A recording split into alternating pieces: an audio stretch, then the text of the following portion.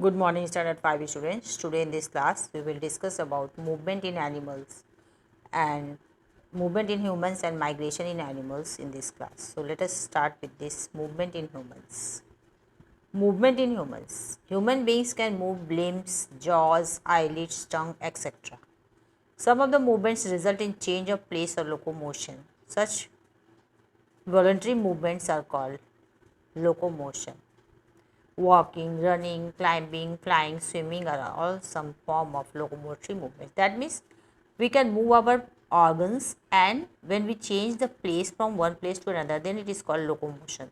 So when we change the place, it is called locomotion, and all these movements and locomotion are voluntary movements, and like walking, running, flying, climbing, swimming, etc. are some locomotory movements in which an animal or any human being change its place from one to another place. So let us discuss about the movement in animals. You can see different types of muscles and bones help in the movement of the human body. So let us discuss about this. You can see different types of movements in human. So some muscles help and skeleton helps to move the body and to locomote. How do humans have movement? So what is the process? The brain sends signals via the nervous system. We have nervous system through which brain is the control center of the nervous system, which sends the signals via nervous system including the spinal cord and nerves to the muscles. The muscles then contract to create movement. Your muscles work in conjunction with tendons and joints. So tendons are the strong tissues that joins bones with the muscles, which help your muscles move your skeleton bones to a complete movement. That means these joints, without joints we cannot move our body parts. So these joints and tendons help the muscles to move with the help of skeleton bones. So we move our body parts with the help of joints, tendons, skeleton and muscles. So let us see about this. Uses of forelimbs. We have two types of limbs, forelimbs and hind limbs. So forelimbs are the ones that are found in front part of the body, that is our arms. Our arms are known as forelimbs. Hind limbs are those that are found in the back part of the body, that is our legs. Human arms have hands which are specialized organs allowing them to grasp and manipulate the objects. That means we hold the things, we do different types of works with our hand. Forelimbs are shorter than the hind limbs. Our forelimbs, that means our arms, are shorter than our legs. So let us see about this. You can see here our arms and our legs. So arms and legs are different limbs, forelimbs and hind limbs, that is in our body, which help us in different types of movements and locomotion. Function of forelimb and hind limbs in human. The function of human arms is to reach out and grab anything. From food to tools, anything we hold with the help of our forelimb, that is our arm, and that may be helpful for us. In humans, the hind limb serves functions in different types of locomotion. With the help of hind limb or legs, we move from one place to another place, and different types of movement also we do with the help of our limbs. You can see here our hands, they have bones, radius, ulna and humerus. Now next, our hind limbs, our legs also have femur, the longest bone in the body, and tibia and fibula. So all these bones are present in our hands and legs, with the help of which we do different types of movements. Now we will discuss about migration in animals. So let us discuss first what is migration. Animal migration is the large scale movement of a species from one place to another. That means it is a seasonal movement of animal in search of food and for escaping from the harsh climatic conditions and for breeding also. Most species migrate during a specific season, that means it is seasonal migration, and they move in search of food also or water, or for mating season, that means for breeding also they move from one place to another, and they also escape from the harsh climatic condition that is difficult to survive there. Why do animals migrate? That is also some more points are here. Some animals travel relatively short distances to find food or more living or breeding conditions. That means if food is scarce in harsh climate, then they move to other place for searching the food or for breeding also. Most animals that migrate do so to find food or more livable conditions. Some animals migrate to breed. The Atlantic salmon begins its life in a river and migrates downstream to the ocean. That means They remain in the freshwater salmon, but when they have to breed, they go to the ocean, that means sea water, sea or ocean. Migration in Arctic tern. Different types of animals migrate to different places, and the season we will discuss about them one by one. So, Arctic tern, every year Arctic terns migrate from the Arctic Circle to the Antarctic Circle, a round trip journey about 30,000 to 40,000 kilometers. The Arctic tern is a water loving bird and hatches during summer in Arctic Circle. That means they move from Arctic Circle to Antarctic Circle in the winter, and they again go back to the Arctic Circle in the summer season. You can see the picture of Arctic tern, that is migratory bird, the longest migration done by the Arctic tern. Arctic tern migration route map you can see here, Arctic to Antarctic, again back to Arctic in the summer season. Now, migration in Siberian crane. Siberian crane are also migratory birds and migrate to all tropical countries with warmer winters. The winters are cold in their native places, that means their winters are very cold and there is very harsh climate, they cannot survive there. So, they move in search of warmer climate. Hence, these birds travel to a number of Southeast Asian countries including India. They are coming to India also for warmer conditions, because that time their places, these countries have very much harsh climate, harsh winter conditions are there. You can see the Siberian cranes, they come in group. In India also every year they are coming. Siberian cranes are snowy white color birds and migrate during winter to India. These cranes are omnivorous and breed in the Arctic tundra of Russia and Siberia. Siberian crane or snow cranes are critically endangered species of migratory birds wintered in Bharatpur Keoladeo National Park. They are coming Bharatpur Keoladeo National Park every year in the winter season, and they are coming to breed, they are breeding places Arctic tundra of Russia and Siberia. You can see this Siberian cranes, they are very beautiful and big birds. Now, migratory fish eel. The freshwater eel is one of the few fishes that do the spawning in the ocean and spending their adulthood in lakes, rivers and estuaries. That means they live in the fresh water, but for breeding or laying eggs they come to the sea water. After eels spawn they die. No one has ever seen eels mate or lay eggs. That means it is a very special thing about eels that after spawning they do not survive, they die.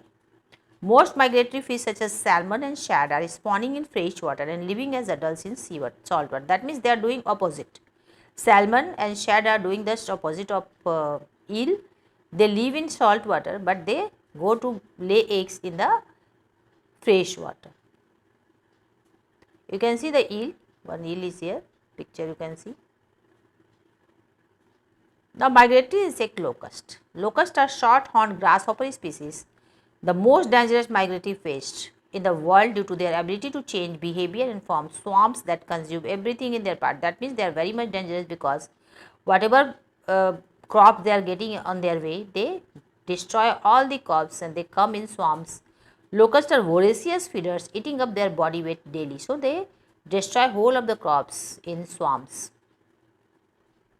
You can see one single locust, and you can see the swarm of locust also. They attack the crops in groups. The swarm of locust attack and destroy the whole field of crops.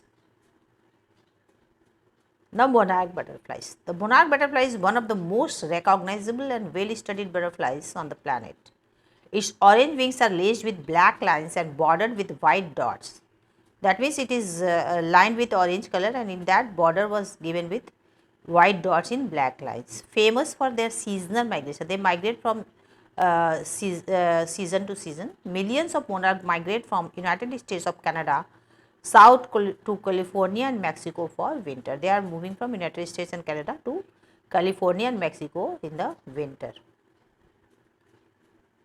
You can see the picture, orange color, black color lace and white dots are there in these laces. White storks migration. White storks migrate in spectacular flocks numbering thousands, that means thousands of flocks of birds migrate from one place to another. Storks living in Central and Northern Europe migrate to Southern Europe and Africa in the autumn with an eastern route and a western route. That means they migrate from Northern Europe to Southern Europe. Birds migrate from one location to another because the food they eat is typically seasonal. They cannot find insects, for example, in the wintry north, so they fly south to where it is warmer. So, they cannot get insect during the winter season there, so much harsh winter is there. So, they fly to south where it is warmer than north and they can get insect to eat. You can see white storks, they are moving in flocks. Single white storks you can see, they are also very beautiful bird. Now, spotted sandpiper. Spotted sandpiper is a small shore bird, that means seashore they are living.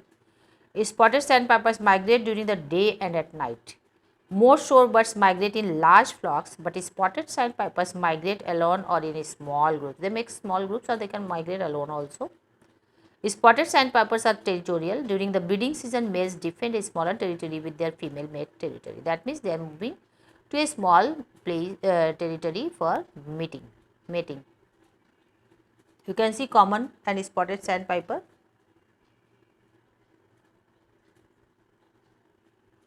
Here also they have spots, that is why they are known as spotted sandpiper. Rosy pastors migration. Rosy starlings are our winter visitors and they help in eliminating locusts in the field. They are very helpful in removing locusts because they eat these insects. Year after year, flocks of rosy starlings, Pastor roseus, migrate from Eastern Europe across Southern Asia to the south. The bird is definitely a strong migrant to be able to take that distance travel in winter to India. They come to India during the winter and they help in removing the locust from the field. You can see rosy pastors.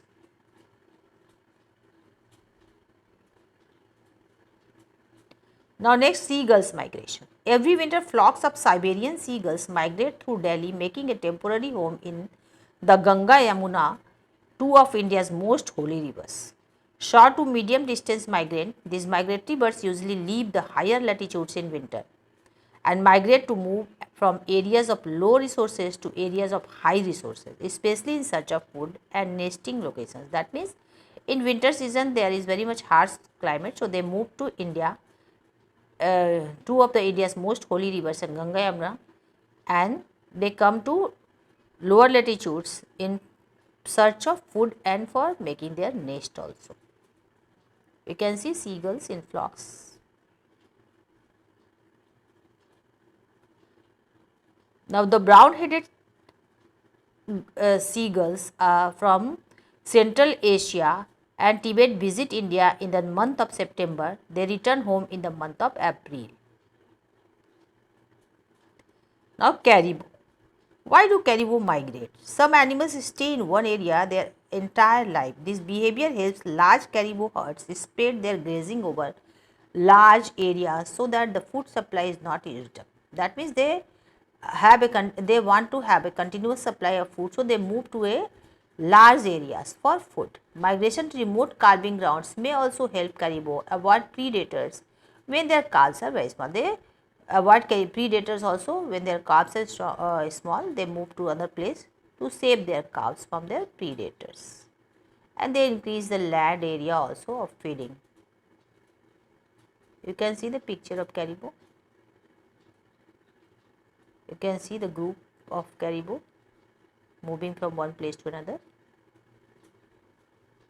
Now, there are few mammals like some bats and whales which travel in search of food each winter. Some butterflies and moths fly long distances. Many animals like termites and beetles move downwards into the soil.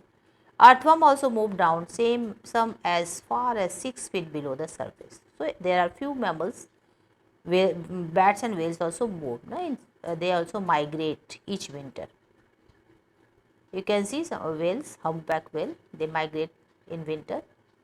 So, all these are about the migration of animals. So, thank you students, we will meet in the next class again. Thank you all of you.